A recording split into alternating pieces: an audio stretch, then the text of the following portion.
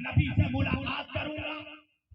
اور یہی ہوا کہ جب صبح ہوئی علی بستر سے اٹھے, کافروں کی امانتیں لوٹائی اور نبی کے گھر کی عورتوں کو لے کر علی مکے سے باہر نکلنے کے لیے جیسے ہی مکہ کے بارڈر میں مکہ کے دروازے پہ پہنچے تو تاریخ لکھتی ہے کہ ابو سفیان 1000 مکے کے کافروں کا لشکر لے کر کھڑا تھا.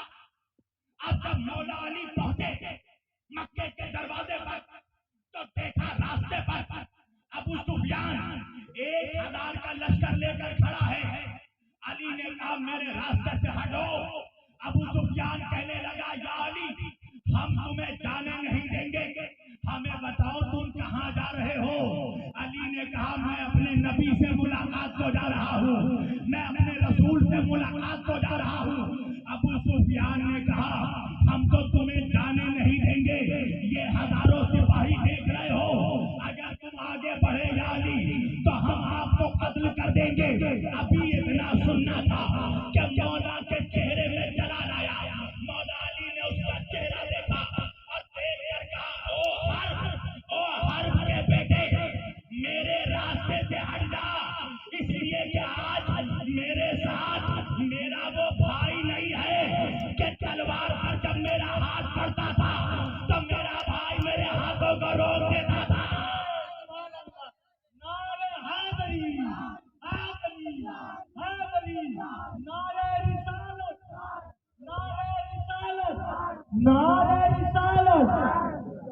علی نے کہا آج میرے ساتھ میرا وہ بھائی موجود نہیں ہے کہ جب میں قبضہ نیام میں ہاتھ رکھتا تھا, تلوار میں جب میں ہاتھ رکھتا تھا تو میرا بھائی میرے ہاتھوں کو روک دیتا تھا.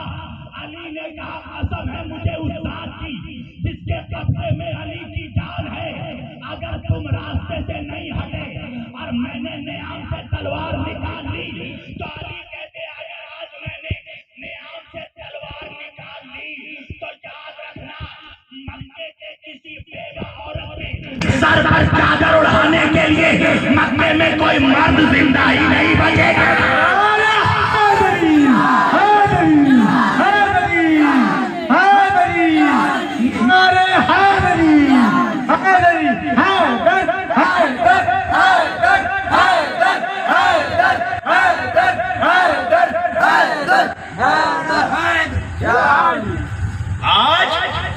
آج اگر علی نے تلوار نکال دی تو مکے کے کسی بیوہ عورت کے سر پر بیوگی کا چادر اڑانے والا کوئی مرد زندہ ہی نہیں بچے. یہ کہنا تھا کہ چاہو جلال وہ تھا شیر خدا کا کہ 1000 کا لشکر چھٹ گیا. علی مکے سے نکلے. توجہ اب منظر چاہے دیکھو, جب رات کو علی سوئے ہیں, توجہ جب علی رات کو سویا ہے اور آپ کو معلوم ہے نبی کے بستر پر علی کو سونا بھی ابو طالب نے سکھایا ہے. بچپن میں ابو طالب کیا کرتے تھے, نبی کو بستر سے اٹھاتے تھے, نبی کے بستر پر علی کو لٹاتے تھے اور علی کے بستر پر نبی کو لٹاتے تھے. کئی رات جب ایسا ہوتا رہا میرا نبی دیکھتا رہا تو ایک رات میرے نبی نے پوچھا کہ چچا جان, امو جان, اے چچا ابو طالب آخر بات کیا ہے. میں ہمیشہ دیکھتا ہوں راتوں کو کہ آدھی رات کو اٹھ کر آپ مجھے اٹھاتے ہیں, علی کے بستر پر لٹاتے ہیں اور علی کو اٹھاتے ہیں میرے بستر پر لٹاتے ہیں, آخر ماجرا کیا ہے. تو حضرت ابو طالب فرماتے ہیں وجہ یہ ہے میرے محمد کہ میں یہ چاہتا ہوں کہ اگر کسی درخت کے پیچھے چھپ کر کوئی تیرا دشمن تیرے بستر پر تیر چلائے تو تیر علی کو لگے تو بچ جائے.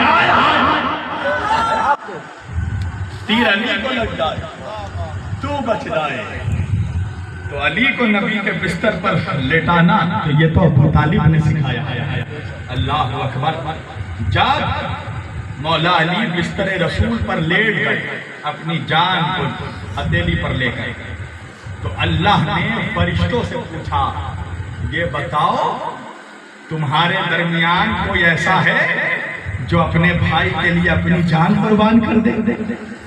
تو سارے فرشتے خاموش ہو گئے۔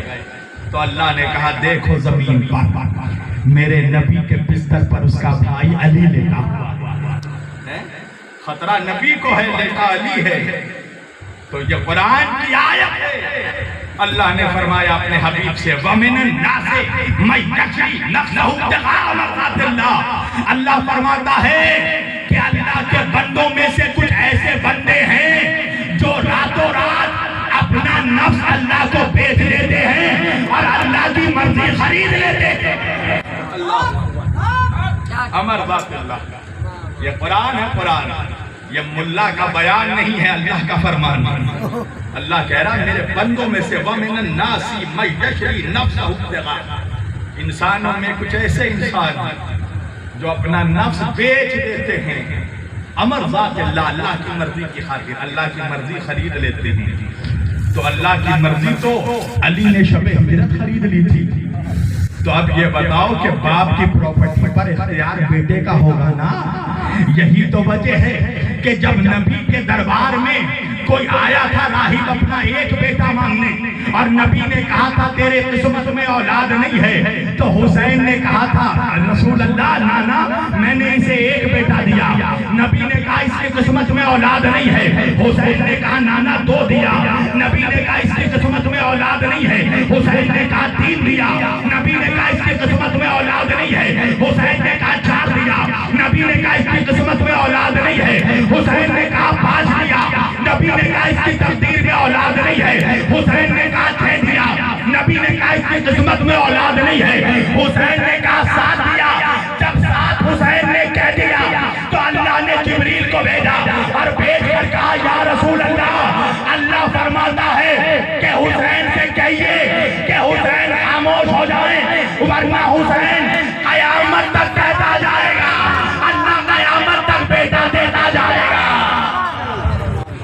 نعرہ حیدری، حیدری، حیدری، نعرہ پاک، نعرہ پاک، نعرہ پاک۔ حسین قیامت تک کہتا جائے گا، اللہ قیامت تک اس راہب کو بیٹا دیتا جائے گا۔ آپ کو معلوم ہے جب جبریل نے یہ کہا نا کہ یا رسول اللہ